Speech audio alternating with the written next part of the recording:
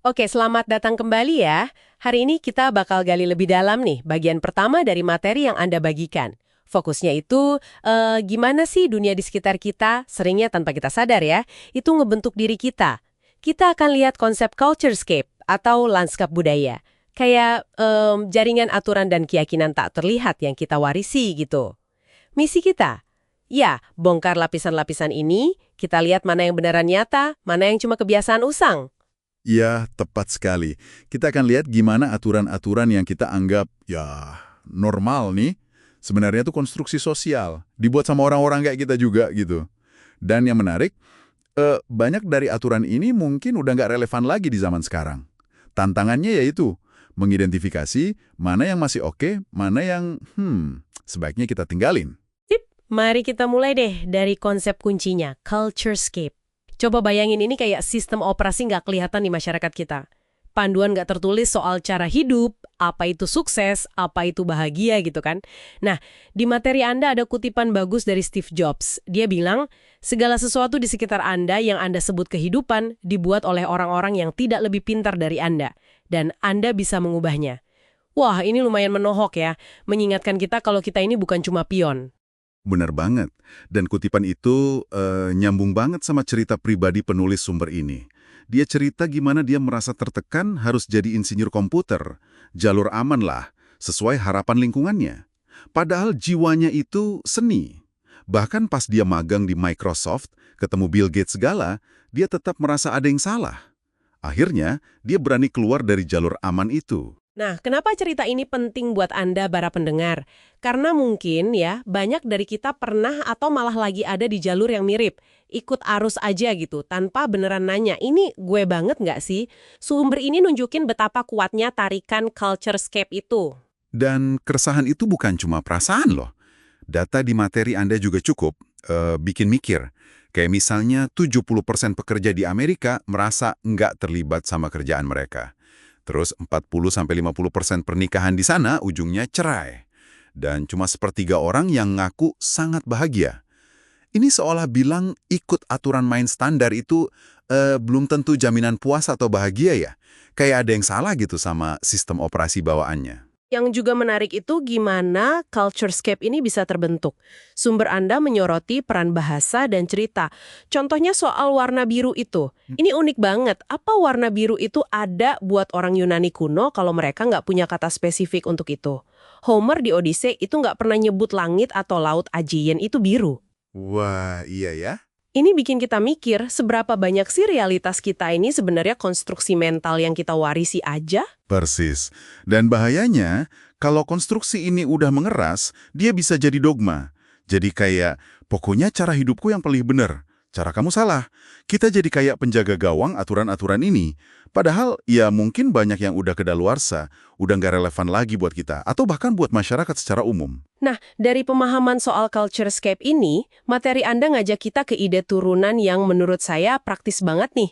Konsep rules, singkatan dari bullshit rules. Iya, istilahnya agak nyeleneh ya. Tapi intinya itu aturan-aturan omong kosong, usang, tapi entah kenapa masih kita ikuti aja secara buta. Mengenali dan nyingkirin beruas ini digambarkan kayak ngelepas baju sempit yang udah nggak muat. Katanya sih orang-orang hebat itu punya semacam alergi gitu sama rules ini. Contohnya ada di cerita Elon Musk yang dikutip di materi Anda. Ini agak ekstrim sih. Waktu dia ke Netscape, ngarep dapat kerja, tapi dicuekin gitu aja di lobi. Dia nggak lantas ikut aturan main, sabar nunggu kabar, atau coba lagi nanti. Nggak, reaksinya kan langsung, persetan, gue bikin perusahaan sendiri aja. Hasilnya, ya kita tahulah sekarang. Tentu ini contoh yang di ujung ya, tapi intinya di keberanian mempertanyakan prosedur standar itu. Tapi nggak harus se-ekstrim itu juga kan. Ada contoh yang lebih relatable lah dari penulisnya sendiri. Waktu kecil, dia dilarang makan daging sapi karena alasan tradisi keluarga gitu. Nah, pas umur 9 tahun, dia nggak terima gitu aja. Dia coba cari tahu, riset kecil-kecilan, terus dia argumen ke ibunya, pakai logika. Dia bandingin peran sapi zaman dulu sebagai peliharaan sama anjing zaman sekarang. Oh, cerdas juga ya anaknya. Iya, hasilnya ibunya luluh. Dia diizini nyoba burger. Boom! Satu brule pribadi dia runtuh. cuma karena dia berani nanya dan mikir kritis. Dan ini berlaku juga buat keyakinan yang lebih gede, kayak agama misalnya. Sumber ini nggak nyuruh kita jadi ateis ya, tapi lebih ke mempertanyakan dogma yang kaku. Juga ide kalau kita harus terkunci di satu label agama seumur hidup. Kenapa nggak ngambil inspirasi dari berbagai tradisi spiritual? Semacam pendekatan spiritual tapi nggak religius gitu. Ngambil yang bagus-bagus dari banyak sumber tanpa harus terikat satu paket aturan baku. Jadi kalau kita coba rangkum nih dari bagian pertama materi Anda ini, kayaknya ada 2 langkah penting ya. Pertama, kita perlu sadar dulu kalau kita hidup di dalam culturescape ini. Mulai lihat dengan lebih jernih, mana aturan yang emang kita pilih secara sadar, mana yang cuma warisan aja. Ini disebutnya melampaui culturescape. Betul. Dan langkah kedua, setelah kita sadar ya, berani mempertanyakan rules. Aturan-aturan spesifik yang rasanya udah nggak pas, udah usang, atau nggak masuk akal lagi buat kita pribadi.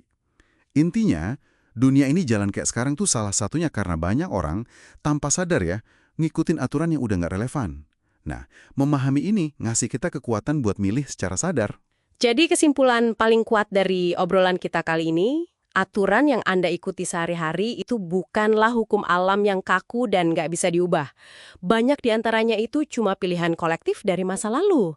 Dan Anda, kita semua, punya kekuatan lebih besar untuk memilih, menolak, atau bahkan nulis ulang aturan itu dalam hidup kita sendiri. Jauh lebih besar daripada yang mungkin kita sadari selama ini.